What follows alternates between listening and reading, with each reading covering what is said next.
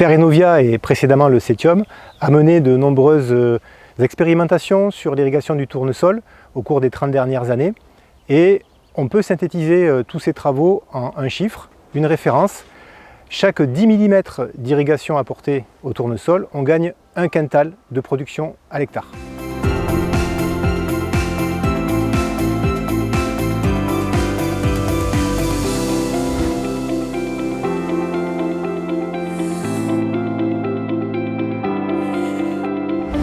Donc en 2025, un peu plus de 650 000 hectares de tournesol sont cultivés en France.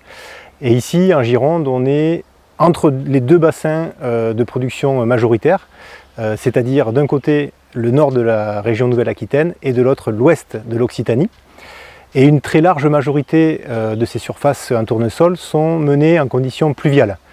Et on estime que seuls 15 à 20% des surfaces sont positionnées sur des parcelles irrigables et que au final on a 5% du tournesol qui est irrigué en France. Alors on note une tendance à l'augmentation au cours des dernières années, mais on reste aux alentours de ces 5%. Pour cette culture d'été, si on adopte une vision très globale, on peut affirmer que l'eau c'est le facteur limitant numéro 1 de la production. Alors bien sûr, je n'oublie pas les ravageurs de début de cycle et les maladies qui ont un poids aussi sur les résultats techniques du tournesol, mais incontestablement, l'eau est le facteur limitant numéro 1 de la production.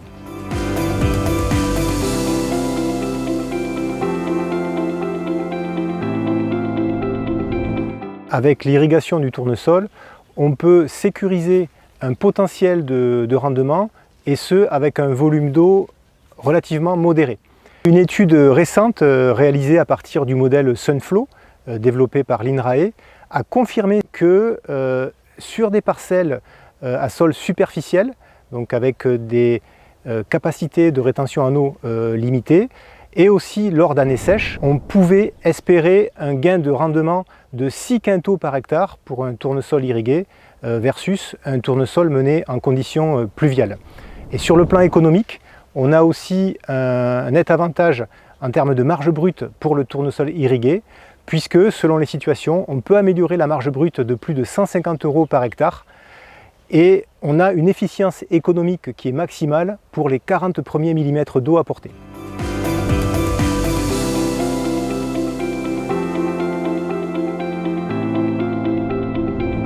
Le tournesol est une plante qui a un comportement tout à fait singulier parmi les cultures d'été vis-à-vis de l'eau.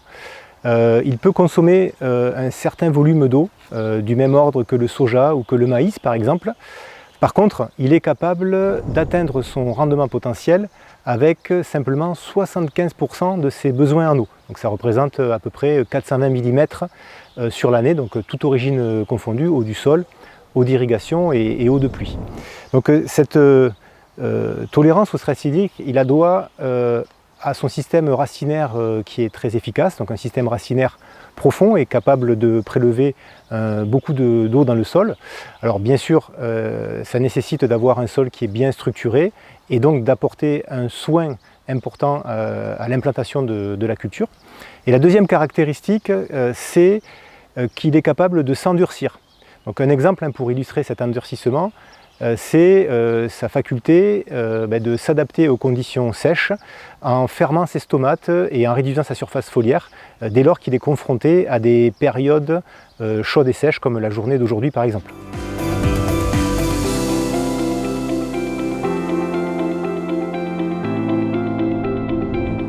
Le premier point que l'on peut évoquer, c'est qu'il est rarement nécessaire d'irriguer un tournesol au stade jeune, c'est-à-dire jusqu'à ce que les boutons du tournesol se dégagent nettement des feuilles.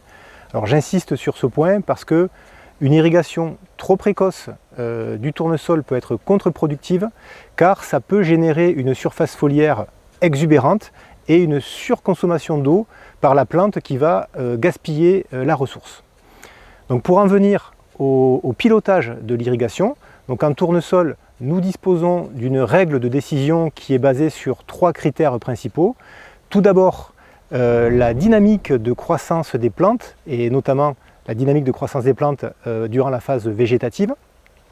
Deuxièmement, la quantité d'eau que le producteur est en mesure d'affecter à l'irrigation du tournesol.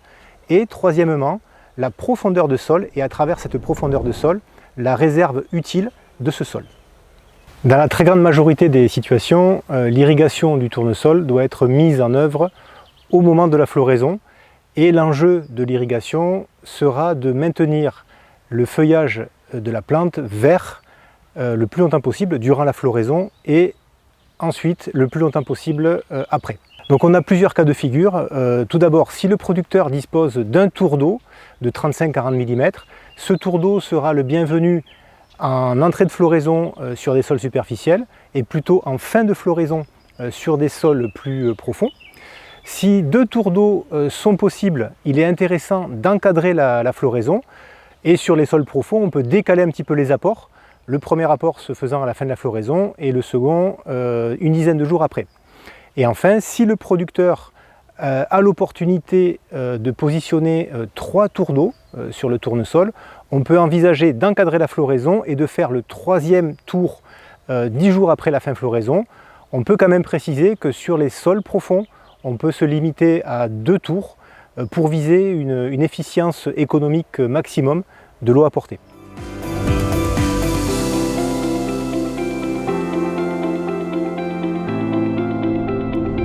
Il possède une bonne capacité de tolérance face au stress hydrique. Et d'ailleurs, cette bonne efficience à l'eau lui donne, dans ce contexte de changement climatique, un rôle stratégique à jouer dans les systèmes irrigués, surtout si ces systèmes sont soumis à des contraintes d'approvisionnement en eau. Oui, on l'a vu, hein, le tournesol, c'est une culture qui, avec une faible quantité d'eau apportée, peut sécuriser un potentiel de rendement, et sans oublier que les besoins en eau du tournesol sont principalement en début d'été, à la floraison, une période pendant laquelle on échappe régulièrement aux impacts des restrictions d'irrigation. Et donc, diversifier un système irrigué avec du tournesol, donc intégrer du tournesol dans un système irrigué, ça peut avoir un fort intérêt dans la gestion quantitative de l'eau, à la fois à l'échelle de l'exploitation agricole, mais aussi à l'échelle du territoire.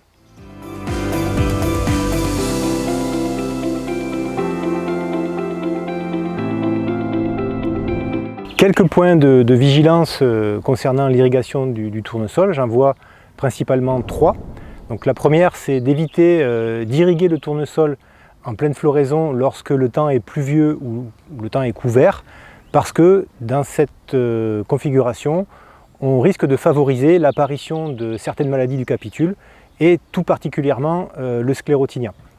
Deuxième point de vigilance, c'est le fait de plutôt privilégier des apports de 35-40 mm, donc à raison de 1 à 3 apports, comme on a vu tout à l'heure, plutôt que de multiplier des apports de volume plus restreint.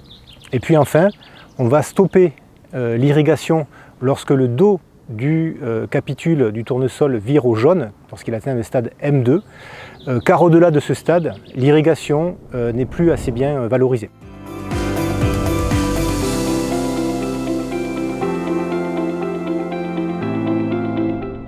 Toutes ces préconisations sur l'irrigation sont détaillées dans le guide de culture tournesol de Terre Innovia, où on peut également retrouver les conseils d'irrigation pour le tournesol en dérobé.